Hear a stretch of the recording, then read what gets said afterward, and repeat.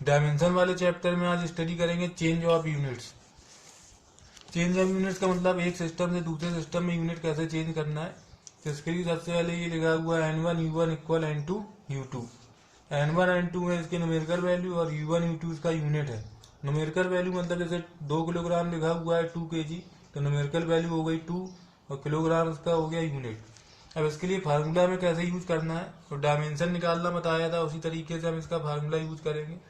Formula use करना है N2 equal N1 M1 M2 L1 L2 T1 T2 और power यहाँ ABC। ये यहाँ पे जो पावर में ABC लिखा हुआ है उसकी डायमेंशन में जो पावर होंगी यहाँ पे पावर लगा देंगे। जैसे एग्जाम्पल से इसको अच्छी तरीके से समझा जा सकता है।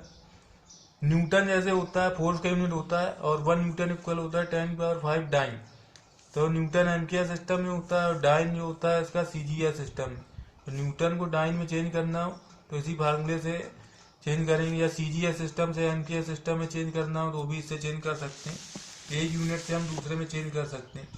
न्यूटन फोर्स का यूनिट होता है, तो फोर्स की डायमेंशन पहले कल निकालना बता ही दिया था। फोर्स में हम लिखेंगे MLT-2। फोर्स की डायमेंशन है मास इंटू एक्सीलरेशन, मास की है एक्सीलरेशन की LT-2। यहाँ M में पावर 1 है, L में 1 है, टाइम में पावर -2 है। फार्मूला हम लिखेंगे N2 equal N1 M1 upon M2 L1 L2 T1 T2 -2। जो पावर यहाँ पे लगा हुआ है ML में यहाँ पे भी लगा देंगे, टाइम में -2 है यहाँ भी -2 लगा दिया है। न्यूमेरिकल वैल्यू देखेंगे N1, वो 1 न्यूटन दिया हुआ था तो न्यूमेरिकल वैल्यू 1 रख देंगे। अब यहाँ जो 1 दिया हुआ है M1, तो एम्पियर सिस्टम में मास का यूनिट होता है किलोग्राम। CGS सिस्टम में चेंज करना है तो CGS सिस्टम में ग्राम। एम्पियर सिस्टम में लेंथ का होता है मीटर, CGS में चेंज करना है तो सेंटीमीटर। सेकेंड दोनों में एक जैसा रहता है, तो ये तो सेकेंड वाला पार्ट अधिकतर कैंसिल हो जाता है। चाहे एम्पियर तो CGS तो सेकेंड नहीं चेंज होता है, तो कोई सिस्टम में सेकेंड तो कैंसिल हमेशा हो ही जाएगी।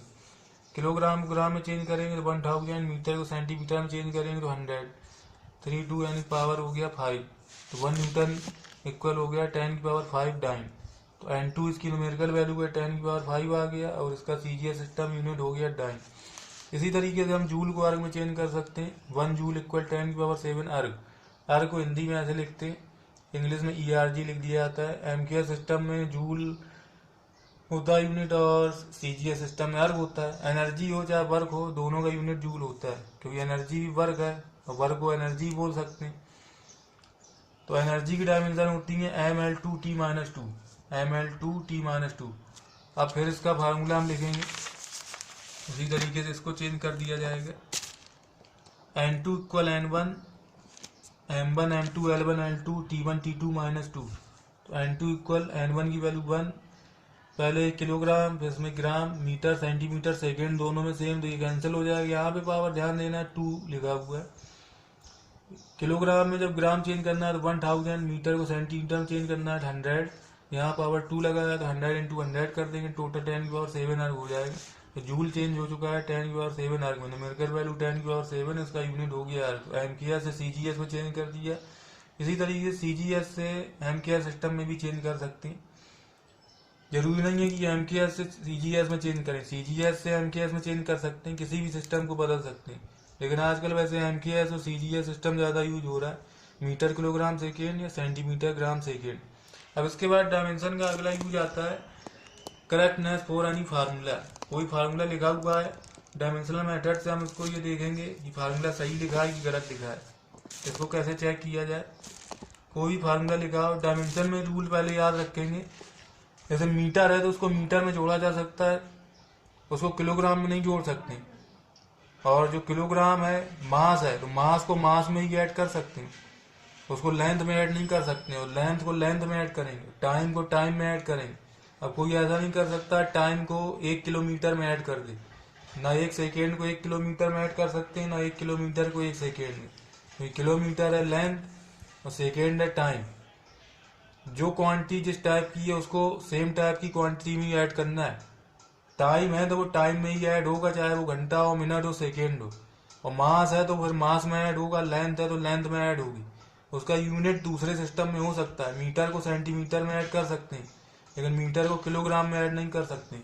यूनिट चेंज हो सकता है लेकिन उसका फार्मूला जो बताया गया है किलोग्राम है, तो किलोग्राम को फिर किलोग्राम में ऐड करना है, ग्राम में ऐड कर सकते हैं, मिलीग्राम में ऐड कर सकते हैं, लेकिन ऐसा नहीं कि किलोग्राम है अब उसको 1 मीटर रोड है उसमें जोड़ दिया जाए, उसका डायमेंशनल फार्मूला नहीं बदलना चाहिए।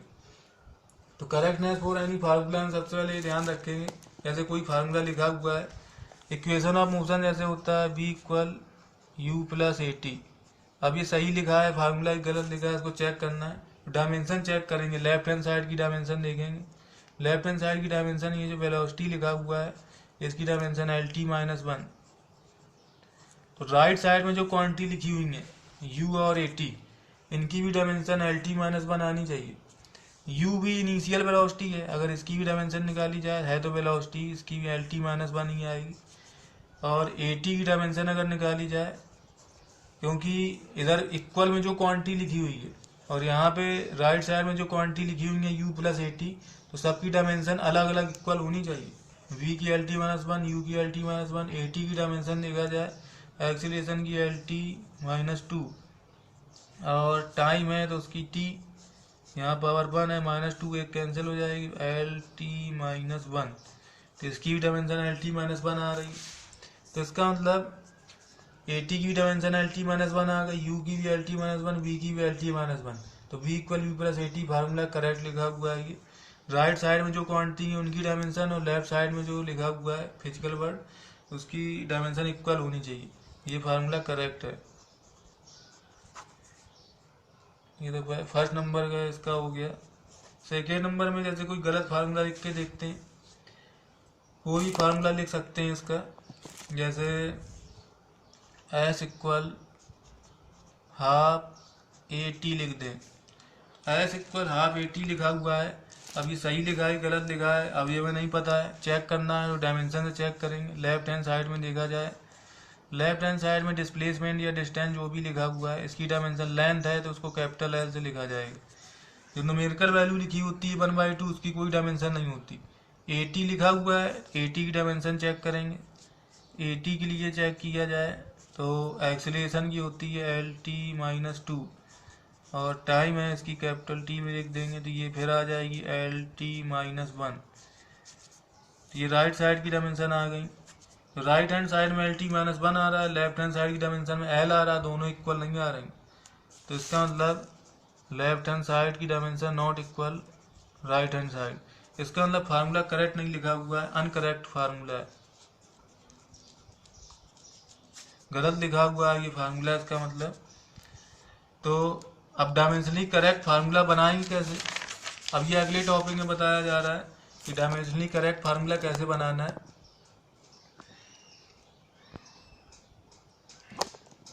जैसे कोई फार्मूला गलत लिखा हुआ है तो उसको सही कैसे कर सकते हैं, डायमेंशनल मेथड से फार्मूला अगर गलत लिखा हुआ है तो उसको सही भी किया जा सकता है। अब जैसे लेकिन उसके लिए ये पता होना चाहिए कि वो क्वांटिटी कौन सी क्वांटिटी पे डिपेंड कर रही है। इसके लिए शुरुआत करते हैं पहले सिंपल फार्मूले से, एफ इक्वल एम ए से। जैसे लिखा हुआ है force F equal mass into acceleration. अब ये फार्मूला दिख तो रहा सही लिखा हुआ है, चेक करना हो तो चेक भी कर सकते हैं कि सही लिखा हुआ है कि गलत लिखा हुआ है। फोर्स की डायमेंशन देखेंगे तो फोर्स की जो डायमेंशन होती है एम एल टी माइनस 2, देखिए लेफ्ट हैंड साइड के लिए हो गया। राइट हैंड साइड में देखा जाए एम ए लिखा हुआ है, इसकी डायमेंशन देखी जाए तो मास की कैपिटल एम, एक्सीलरेशन की एल टी माइनस 2, दोनों की डायमेंशन इक्वल आ रही हैं, left hand side equal right hand side. यहाँ अगर कुछ ऐड होता है एम ए में तो उसकी भी डायमेंशन यही होनी चाहिए एम एल टी माइनस 2, क्योंकि हमने बताया था सेम डायमेंशन वाली जो क्वांटिटी उन्हीं को ऐड किया जा सकता है। जो फिजिकल क्वांटिटीज हैं जिनकी डायमेंशन सेम हो उन्हीं को केवल ऐड कर सकते हैं। तो इनकी डायमेंशन फोर्स की भी एम एल टी माइनस 2 आ गई और एम ए जो लिखा हुआ है इसके इक्वल में है तो इसकी भी dimension M L T minus 2 आ रही। इसका मतलब फार्मूला सही लिखा हुआ है, करेक्ट फार्मूला लिखा हुआ है ये। अब जैसे कहा जाए फार्मूला बनाओ, फार्मूला बनाया कैसे जाएगा, उसके लिए बता दिया जाएगा कि फोर्स किस पर डिपेंड कर रहा है। क्वेश्चन में दिया हुआ है जैसे फोर्स मास पे डिपेंड कर रहा है और एक्सीलरेशन पे डिपेंड कर रहा है। अब हमें फार्मूला बनाना है एफ एम और ए के बीच, तो फार्मूला बनाएंगे कैसे? तो इसके लिए हम लेट कर लेंगे कि फोर्स जो है directly proportional to mass and acceleration, जिस पे डिपेंड कर रहा है। अब ये नहीं पता है कि मास की पावर क्या होगी, एक्सीलरेशन की पावर क्या होगी। तो मास में मान लिया इसकी पावर कोई एक्स है और एक्सीलरेशन में मान लिया इसकी पावर कोई वाई। डायरेक्टली प्रोपोर्शनल का साइन लगा दिया है। अब डायरेक्टली प्रोपोर्शनल साइन हटाएंगे, कोई कांस्टेंट आ जाएगा, उसको हम के से लिख देंगे। और यहाँ मास में पावर एक्स लिखा हुआ है, एक्सीलरेशन में पावर वाई लिखा हुआ है। अब इसको फार्मूला बनाने के लिए दोनों तरफ की डायमेंशन लिखेंगे, लेफ्ट हैंड साइड की और राइट हैंड साइड की। 4 की डायमेंशन हमें पता है एम एल टी -2 और के की कोई डायमेंशन नहीं होगी क्योंकि के तो कांस्टेंट माना है, कांस्टेंट की डायमेंशन नहीं होती। मास की पता है कैपिटल एम, यहाँ पे एक्स, एक्सीलरेशन की एल टी -2 और यहाँ पे वाई। अब यहाँ पे इसको मैथमेटिकली इक्वेशन से सॉल्व किया जाएगा। जैसे लेफ्ट हैंड साइड में एम एल टी -2 लिखा हुआ है, एम एल टी -2 इसको तो लिख देंगे। राइट हैंड साइड में देखेंगे एम की पावर में एक्स आ गया, एल की पावर में वाई आ जाएगा और टी की पावर में -2y आ जाएगी। पावर अलग अलग कर लेंगे। अब मैथमेटिकली जैसे पावर वाले चैप्टर में दोनों तरफ कंपेयर करा देंगे। एम में यहाँ 1 है, एम में यहाँ एक्स है, तो x इक्वल 1। एल में यहाँ 1 लिखा हुआ है, वाई लिखा हुआ है वहाँ, तो y इक्वल 1। टी में यहाँ -2 लिखा हुआ है और टी में वहाँ पे लिखा हुआ है -2y। -2 कैंसिल, तब भी y इक्वल 1 आ रहा है। इससे सॉल्व हो गई, आ गया कि x इक्वल 1 और y इक्वल 1। जब इक्वेशन से x और y इक्वल 1 आ गया, क्योंकि इसकी पावर को कंपेयर करा दिया गया है,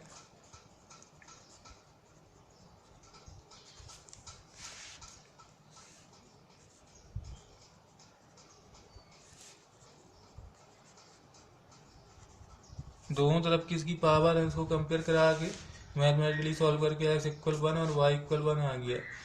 अब इसके बाद इक्वेशन में रख देंगे।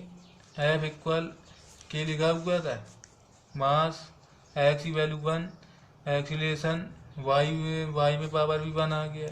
ये फार्मूला फाइनली ये बन के आ गया f इक्वल के एम ए।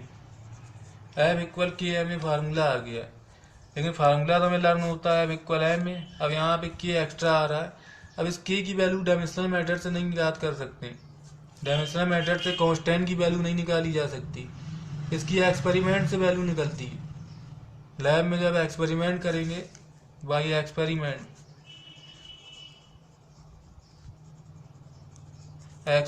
से के इक्वल 1 निकल के आएगा। डायमेंशनली के की वैल्यू नहीं आएगी, एक्सपेरिमेंट से आएगी के की वैल्यू। जब के की वैल्यू 1 आई एक्सपेरिमेंट से, तो यहाँ के की वैल्यू 1 रख दी गई, तो उसको वहाँ से हटा दिया गया, तो फार्मूला आ गया एफ इक्वल एम इंटू ए। तो फाइनली ये फार्मूला आ गया force equal mass into acceleration. कोई फार्मूला बनाने के लिए केवल ये पता होना चाहिए कि वो फिजिकल क्वांटिटी किस किस पर डिपेंड कर रही। फोर्स, मास और एक्सीलरेशन पे डिपेंड कर रहा है। अगर इतना पता है तो हम फोर्स, मास और एक्सीलरेशन में हम फार्मूला बना सकते हैं। ऐसे पूरी फिजिक्स में हम कोई भी फार्मूला बना सकते हैं, बस पता होना चाहिए कोई फिजिकल क्वांटिटी किस पर डिपेंड कर रही। तो डायमेंशन का बहुत अच्छा यूज है फिजिक्स में, कहीं भी इसका यूज कर सकते हैं। कोई फार्मूला गलत दिखाओ तो चेक कर सकते हैं सही कैसे करें। सही करने के बाद नया फार्मूला भी बनाया जा सकता है और एक सिस्टम से दूसरे सिस्टम में यूनिट भी चेंज कर सकते हैं। तो डायमेंशनल काफ़ी अच्छा चैप्टर साबित होने वाला है फिजिक्स के लिए, तभी इसको पहले पढ़ा दिया जाता है। अब इसी प्रकार से कोई दूसरा भी फार्मूला बनाया जाता है, उसको फिर दूसरे वीडियो में और दूसरे एग्जाम्पल से बताया जाएगा। यहाँ से जो डायमेंशनल का जो बेसिक यूज है पूरा यहाँ से समाप्त हो चुका है। ठीक है, ओके।